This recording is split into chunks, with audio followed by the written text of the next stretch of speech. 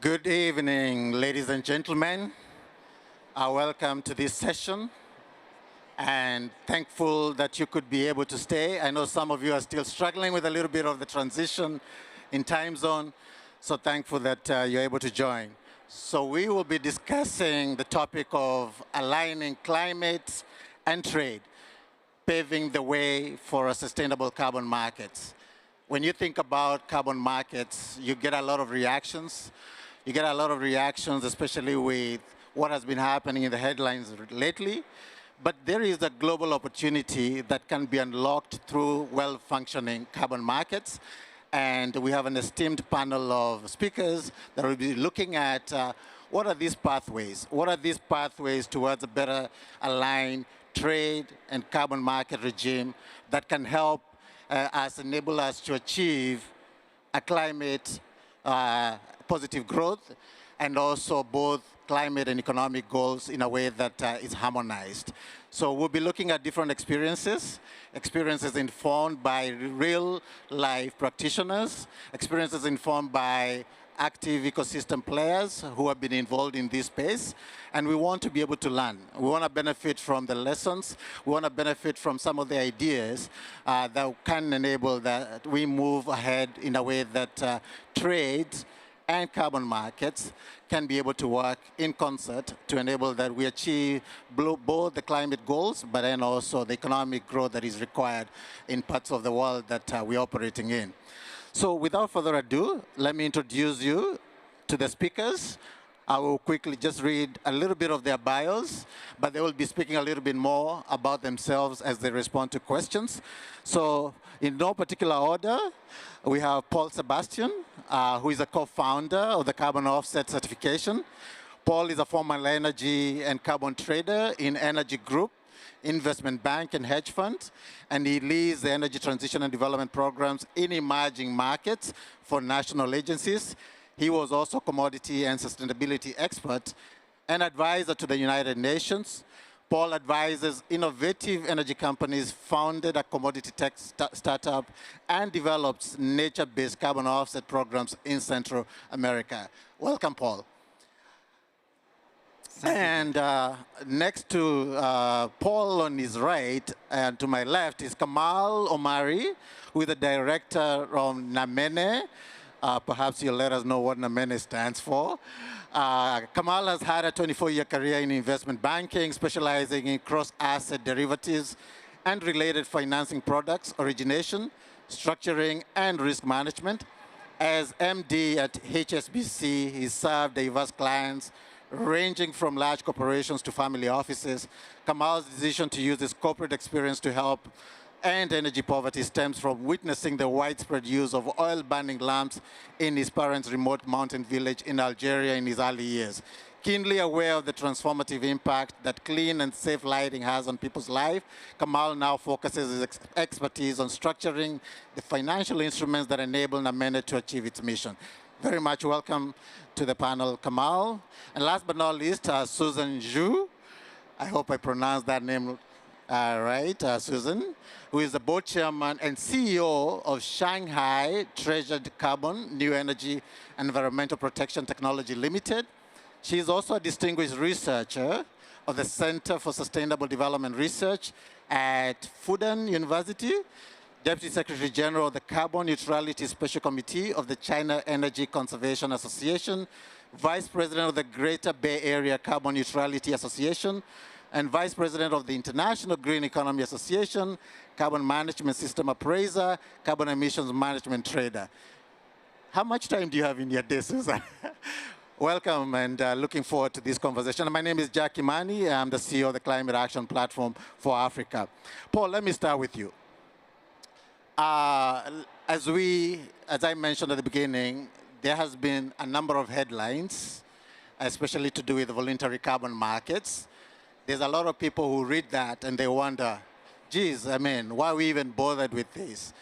And can you speak a little bit about that, those concerns that have been raised, and then tie it back to what are these conditions that we need to see to address these concerns, conditions that we need to have in place for high integrity, high quality carbon projects to enable that when the market receives these credits, is receiving them in a way that people don't have any doubts about what they're paying for, and that the markets can be able to thrive because they're quality products that are being traded. Thank you, Jack. So very topical question, large questions. So you're totally right. In the past months, we have seen in the press, without mentioning the Guardian articles that many people have read, that a lot of criticism and very legitimate criticism on the carbon markets. So some very legitimate point of concerns that in fact have been known for years, but some also that have to be mitigated or explained. So the carbon markets are diverse, so there are different carbon markets, and the carbon markets are not perfect. Nobody says that they are perfect. Definitely, they are new. They have to challenge and to be more perfect. That was the point of the Article 6 of the Paris Agreement even 7 years ago, claiming for harmonization, calling for standardization in order to make those carbon markets more perfect. But factually, there have been several criticisms raised on the fact that voluntary carbon markets especially could divert companies to the real effort that would be to first to decarbonize, to initiate a decarbonization roadmap. Whereas there is a consensus in the market that indeed the priority for reaching the Paris Agreement objective is for companies, for countries, for any entity, first to decarbonize, to initiate a long-term reduction plan, and then to offset, to compensate the residual emissions within a long-term reduction plan. That's the first thing. Then there have been several debates on the quality of the projects themselves that enable to issue carbon credits. So carbon markets are diverse, and there are different kinds of projects that may be allowed, eligible to issue carbon credits. And we have seen, and that was in those articles and so on, some scrutiny on some projects where indeed the real impact of the projects could be discussed. That's especially for the case for some nature-based projects. That was nature-based avoidance projects where the aim is to preserve carbon stocks, where the baseline scenarios, so it means the what if, what would happen if the project would not have been developed, what would have been the deforestation, the degradation. Whereas most of projects, the real impact is maybe quantified, and so there is no debate on the impact on the carbon avoidance or sequestration of those projects. So in fact, all that to say that the debate on the criticism on the projects and on the carbon markets nothing is really new. It's known for years, and even the most supportive voices in the market would reckon that the markets are not perfect and have to be and there's still a job to do to make them more perfect. The other point, which is really key, that's and some criticism have been raised on that. That's how companies or users of end users of carbon credits at the end are communicating, are claiming their environmental effort. So and we have seen, for instance, the past 2 months, that was 2 months ago, that the European Union, Brussels, initiated the EU Green Directive claim, the Green Claim Directive, sorry, where the European Union is banning all the misleading environmental claims for carbon neutral, net zero, eco-friendly products or services, whereas carbon neutrality is an objective that companies has to try to reach, whereas using carbon markets to offset is still factual, and companies are called to claim for carbon offset solution or service or products, and not green, because factually when you offset, there is still a carbon footprint. So, and to finish on it, that those criticism are welcome, and even the voices and people involved in the market are welcoming those criticisms. There is a job done by different by the market itself or by regulators with the European Union, with industry initiatives like the voluntary carbon market initiative, like ICBCM and so on, working to create more standardization.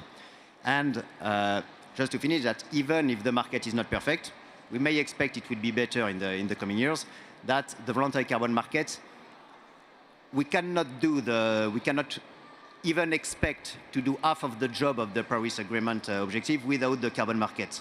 Currently, there is a need for $5 trillion per year to be invested in the energy transition, in the decarbonization of the global economy. $5 trillion. It means that the equivalent of the GDP of France and Spain allocated for energy transition per year, in order to try to reach the 2050 objectives. Obviously, it's not possible to consider or to expect to reach half of this objective without carbon finance and without carbon markets. Thank you so much, Paul. I want to take up the point in terms of the opportunity, the demand that there is in the market, the $5 trillion per year. And thanks for even contextualizing that in terms of the GDP of Spain and France. That's the order of magnitude for us to be able to achieve our net zero targets by the year 2050. Now, you have actors like Kamal, who, notwithstanding whatever challenges are in the market, notwithstanding some of the obstacles that you have to grapple with, you have jumped into this space, doing amazing work. But I want you to speak to some of those hurdles that you have had to overcome. The experiences that you have and how they inform on the things that we need to be fixing to enable more Kamals to jump in, to enable that our 2050 net zero targets, at least we can get closer. I think most countries, if not all countries that have set those net zero targets, are going to miss them. But we still have time to consider avenues that enable us to still drive towards that. What is that the market needs to be doing from your own experiences, Kamal, to attract more project developers, just from the experiences that you have gone through? Thank you, Jack. So I would say, first thing is, we are indeed a living example and a demonstration that carbon markets can be a force for good. And I'm going to highlight that just with a quick snapshot on the story of Namene. What we do at Namene is distribute essential solar or cooking products to people in sub-Saharan Africa. We know the problem of those communities is the accessibility to the product. They don't have the means, they don't have the resources to buy those products. What we have done is actually use the carbon market dynamics in order to fund our operation and provide those, what we'd call our users before being our customers, with products that they buy at a subsidized price, which is up to 70% subsidy versus what would be the normal retail price. By doing so, obviously what we replace here are products that would otherwise have generated a combustion.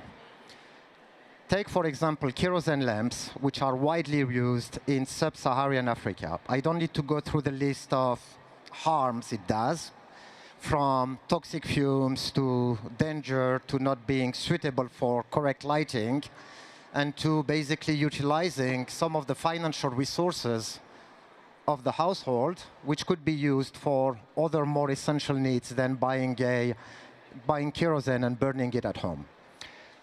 How do we achieve this? Is basically by getting money invested on the promise that our program will generate carbon certificates.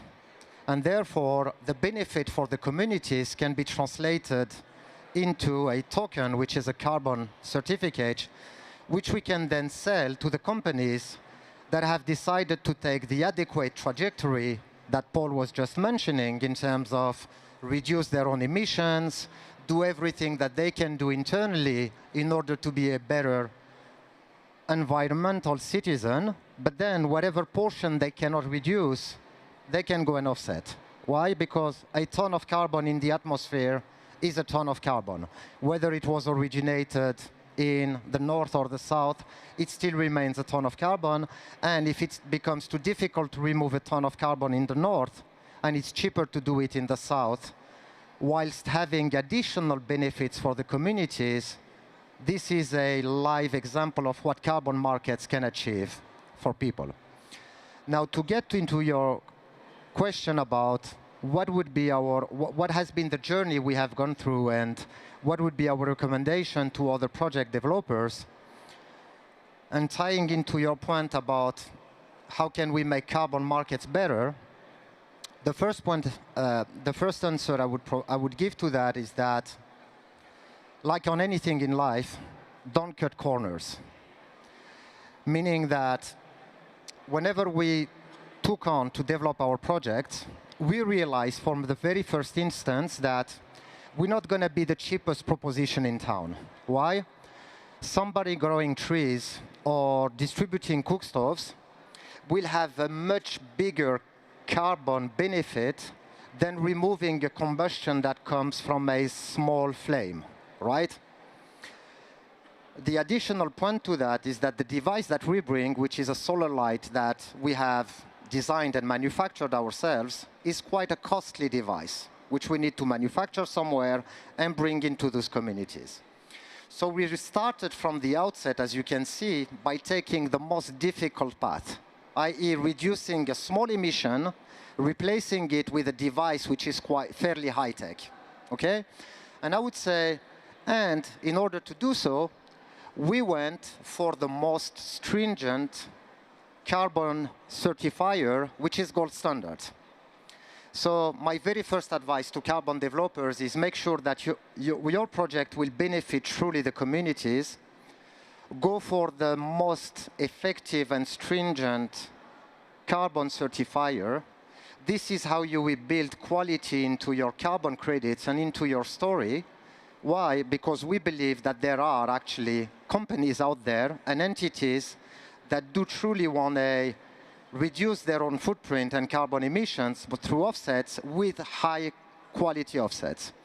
And high quality means to us having the most stringent certifier, the biggest benefits to the communities, and the highest data quality to be able to prove what you are doing. That is very fascinating because, and I don't know if the panel holds this opinion, there isn't really a shared understanding of what quality really translates into within the market. And that definition that you provided, Kamal, I think is quite compelling. And what I'm hearing from you is without carbon revenues, your business model would not even have worked. Absolutely. I mean, carbon. So let me explain how we fund our operation. We basically sell solar lights that we get manufactured in China after having designed them. We get those lights manufactured, so we have to pay for those lights, ship them into Africa, get them into the countries, and then do the last mile distribution into the remote areas where people have no connection. And at that point, we sell the lights at a discount of up to 70% versus what they would normally cost. So up to that point, it's a cost. It's a very costly operation for us. How do we finance that?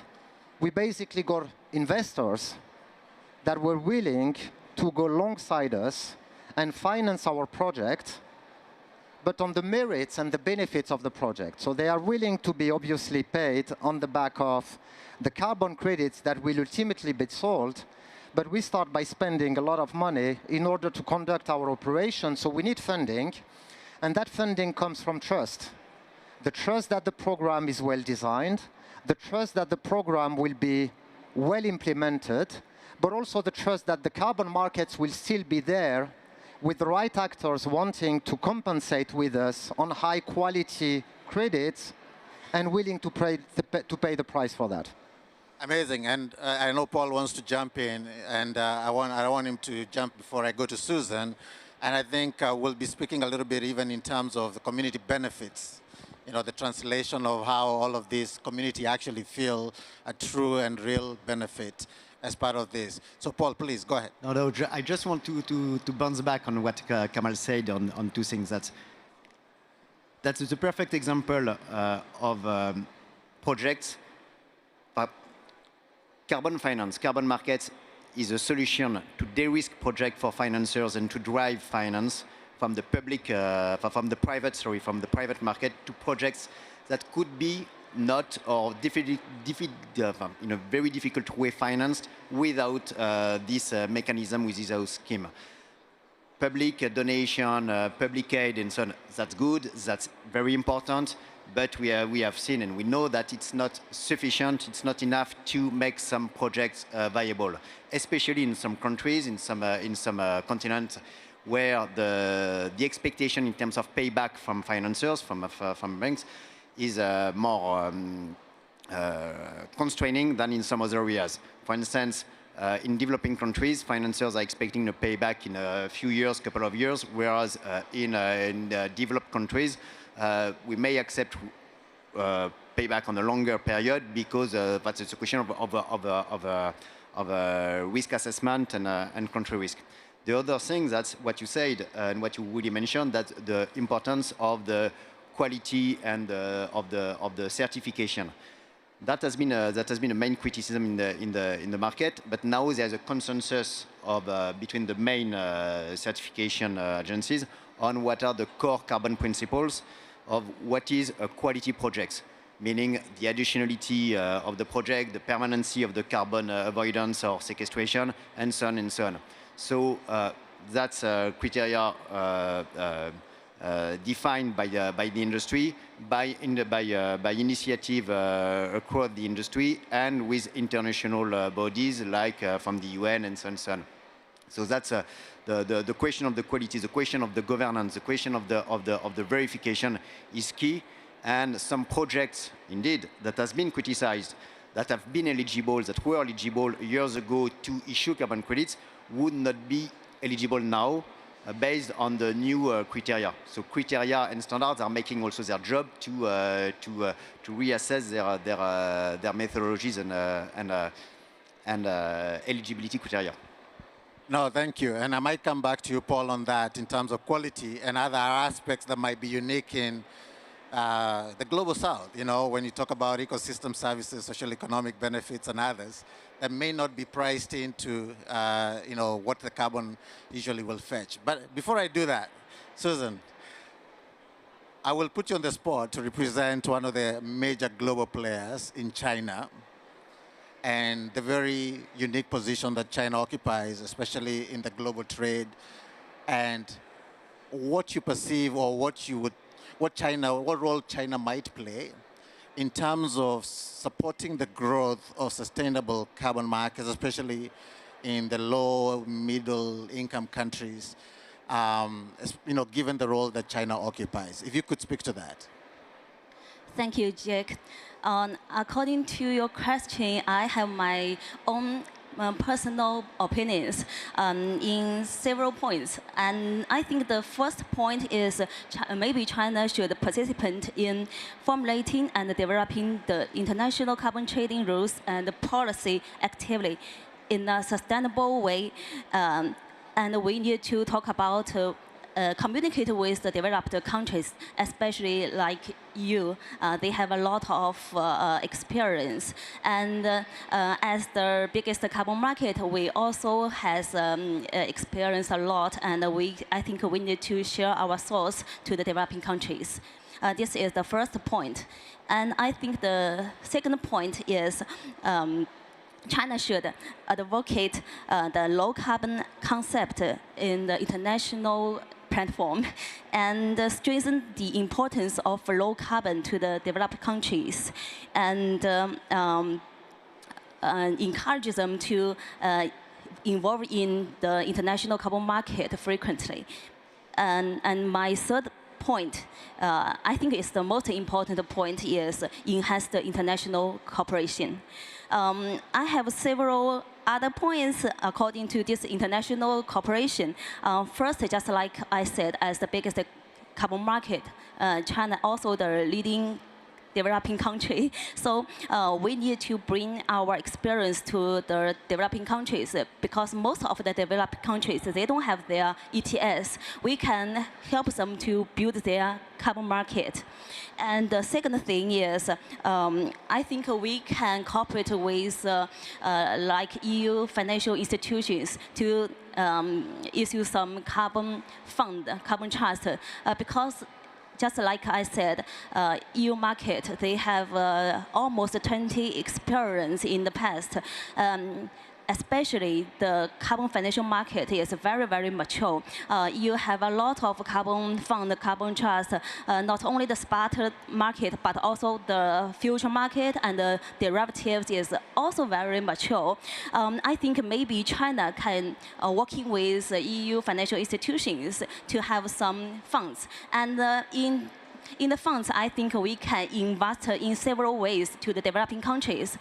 First is I think we can offering some financial support, invest in some clean technologies, some energy saving projects, energy efficiency projects, and some like clean tech, like solar power and wind power, and some energy storage projects to help the developing countries have a low carbon transaction economy. This is one way. And another way is, like Paul said, we can invest in the developing countries' VCS projects. For example, last year, our company went to Mongolia to develop their VCS credits. Mongolia is not a very big country. It's not big, it's small. But they have a huge potential of green projects. So after that, we figured out if the VCS project is the process is smooth, then later, maybe next year, they can get a huge benefits from the VCS market. So I think also another developing countries, they haven't developed their VCS market. So I think it's still the blue ocean, so we can invest in the One Belt One Road countries' green assets. And also we can, I think, use the financial products. We can do some international tradings. For example, you said a developing country. China is also the developing country. And just we are talking, they asked me what the price of China's carbon market, and I said right now it's the highest in the last 10 years, only 10 euro per ton. It's a very, very low because although China has experienced two phases, including the pilot market and now finally it's the national market, but still very, very early stage. And I don't know people see it or not. Our voluntary assets called Chinese Certificated Emission Reduction, which called CCER. It was stopped in 2017, but the central government announced recently it will be restarted very, very soon. It means our country's market will be started again. So compare with the Euro market price is 80 euro per ton. It's a huge gap. So I think if investing into China's carbon market, the potential opportunity is huge. Also, just like I said, the developing countries, the VCS assets, the GSSs, and another kind of environmental credits also has the very huge potential to invest. We can cooperate together to invest this kind of assets. And why I think international trading is very important, because if we're working together, trading together, it is very important for different countries to link with each other, the different carbon market to link with each other. Then we can figure out the carbon pricing internationally. So I think this is very, very important. And another thing is China is always working for the South-South cooperation, and I think we still need to enhance it. And my first opinion is I think we need to do a lot of technique trainings and do some educations for the developing countries, local people. Because I think for sustainable development, the talents in this way is very important. That we can create another new jobs opportunities. And the last point, I think is also very important because everyone knows that CBAM rules to 2026. If any other countries explore steel, cement, chemistry, or aluminum to Euro, they will charge the cost. And just like I said, EU's price is quite high. It means if we export the steel or other things, it will cost a lot. So another developing countries, if they will explore these kind of things, they also need to face this challenge. So in my opinion, they need to prepare it in advance. For example, to strengthen the local climate process and do some carbon footprint to calculate their products. When they know the products, they know the data clearly, then they can do some energy saving projects to reduce its emission. And I also think if the developing countries, they don't have their own ETS, it's very important to establish it, then they can have their own price. And the last thing I think very important is to do things to make energy structure and the economy structure transformation. Thank you. Thank you for that very comprehensive response. I think the international cooperation is really what underpins a lot of what you shared. And I think China would be such a critical and strategic partner for the Global South community, especially as they think how to advance this. Within the last 11 minutes that we have, so let me raise two questions. One for you, Kamal, in terms of communities, local communities. In a lot of instances, local communities are seen as beneficiaries. And there's a growing movement around making them partners, not just beneficiaries. Speak a little bit into the relationships that you have built to enable that communities can feel they're really part and parcel of what you're doing, they're partners, and they see true benefits from that relationship. Yeah, I mean, to be honest, it's quite an easy question to answer, being Namene, because in our case, the beauty of the project is that the moment we switch a kerosene lamp into a solar lamp, the family stops spending money on kerosene. So that's an immediate saving. So rather than get them into buying super expensive large home solar systems that they keep paying for 3 years or 5 years, actually we sell them a subsidized small device that stops them from a source of spending. And so I can give you estimates, and these are all kind of, data that has been audited. An average family through our program is saving about $6 a month. It might sound a little here, it buys you 2 coffees in Paris, but that's a lot back there, and you know that. Put differently, to show that clearly we are putting communities ahead of anything else, despite being funded by financial investors that ultimately want a return. Every dollar invested into our carbon or climate funding vehicle that funds our projects, every dollar invested in there results into $73 saving for the families. And you can guess that we will never make a return of 73 for our investors. So our communities will always get the biggest share of that. But that's not necessarily replicable in every instance, obviously. Our case is quite obvious because there is a spending somewhere. It works also typically with charcoal cook stoves. But for nature-based projects or other community-based projects, it could be a bit of a challenge. But this is where we can actually take a bit of distance and think about communities at the country level. And here I'm linking it to also the efficiency of carbon markets. I think, yes, in most instances, and that ties to Article 6, we develop projects in the countries in order to help the communities to have, obviously, an environmental positive effect, a positive community effect that is translated in some sort of token that gets issued, which we need to be able to export from the country and sell to somebody else. So to us, it's really the combination of the three that is important. We need clear rules as to how do we export carbon credits from a country and sell it to a company in another country. What counts, what doesn't. So we need Article 6 to be very well defined, and I hope the COP28 will deliver that to us.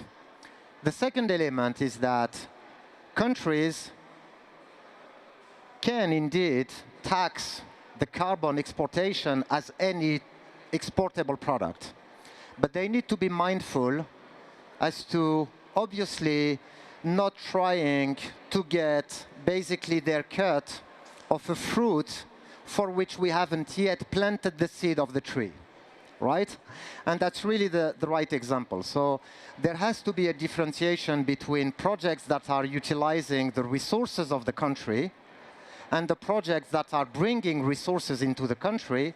And what I mean, and ultimately what it leads to is that for every project, the impact for communities, the impact for the country has to be measured, disclosed, and shared.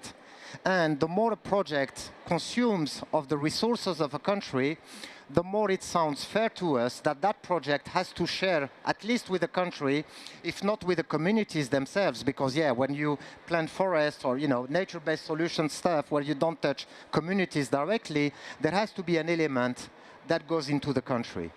Once you have Article 6 and you have stable taxation being defined by countries, whilst having a growing number of companies saying that they want to be carbon neutral and therefore future users of credit, you can then channel carbon finance. And I'm just going to use 10 last seconds to show how effective it is. Our business used to be funded through donations via charity. On some years, we would distribute 10,000 lights. On some other years, it would reach 30,000 lights. Never any predictability, never any visibility. The moment we've switched into carbon finance, we are now at a pace of 800,000 lights distributed per year, and we are targeting 2 million lights per year. So the scale is completely different, thanks to the resources that we can get secured that allow us to basically deploy and think and articulate a plan. And that's critical. Amazing. It's just amazing. Yeah, I'm coming to you, Paul, as we wind up here in the last 5 minutes, because I think you spoke a little bit about the policy regulation framework that we need to see to signal the right messages to investors and not dissuade them from coming to invest in those projects.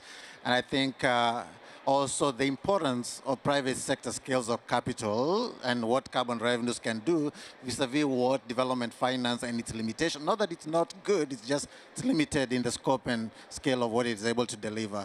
As you respond, Paul, and you'll have the honor of having the last word here, I also want you to speak a little bit about what do buyers need to see in terms of quality and integrity? Because, and I ask this in the context of, what does a good carbon credit look like?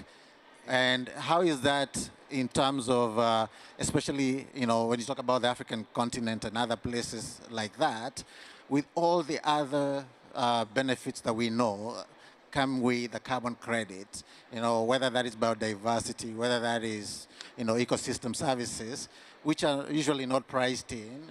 How then do we unravel this from a methodology standpoint and how the whole market is set up? You have, 4 minutes? Briefly on it, that's, in fact, to sum up, carbon markets are essential to finance, to drive finance to impact programs. At the end, all the debate, all what we are discussing now is that's a question of credibility. How to ensure the credibility, the robustness of this whole system. And what Kamal, and that's quite interesting because Kamal and myself with carbon offset certification, we are addressing this question of credibility from the two ends of the value chain of the process of the carbon market, where indeed, first basic, the question of the quality of the projects, of the verification of the standards of the methodology that's key, because without the trust of the quality of the projects, of the real impact, of the co-benefits for communities and so on, that's the basic. At the end, the question on how companies and users are using carbon credits, that's the key. How companies are offsetting their carbon footprint, how they communicate their achievement is key. It means for a company, for an end user, that it's not only to purchase carbon credits and to say, okay, I purchase carbon credits, I'm carbon neutral. It means how to calculate the carbon footprint. So what is the scope that is considered that is offset? So how to calculate the carbon footprint based on which methodologies? Is this carbon footprint verified by who? By a recognized independent verification body and so on and so on. And then how the carbon footprint is offset. So calculation, verification, and quality offset is key. And then even once a company has done that, that's how the company is communicating. That's all the point of the European Union green claims directives and so on. That's how to ensure that the communication is appropriate, is matching what has been done and so on. So the credibility, the verification in the whole process is key, and that's to simplify that carbon market is a solution is not the solution, but it's a solution to drive finance and to accelerate energy transition and decarbonization. And that's also a way for companies, for players in the market, to develop green marketing strategies, so to develop business opportunities to respond to the demand, because the market, there wasn't just an example on it, that's just for the statistic, that 85% of the clients from the logistic industry, shipping, aviation, and so on, are ready to pay a green premium for green solutions, up to 5% of the fees that of the price that we already pay. So there's market opportunities for that. The question now, that's a question of credibility and standardization, harmonization. Amazing. I know we can continue this conversation. Did you have any last words in the last minute, Susan? 1 minute. Okay. China is the biggest carbon market. It covers 10 billion tons of the world. If we want to reach the target of 2 degrees, so come to China to invest in China, and China also want to bring the experience to other countries. Thank you. Great. China has to be part of the calculation here. It has to be part of the solution. I want to thank all of you for your insights and your generous knowledge that you've been able to share from your own experiences. I'll invite the audience to give a round of applause to the speakers as we wind up. I know these are conversations that will continue from here on, but I hope we have planted a seed that can at least enable you to carry on even in your own private moments. Thank you so very much.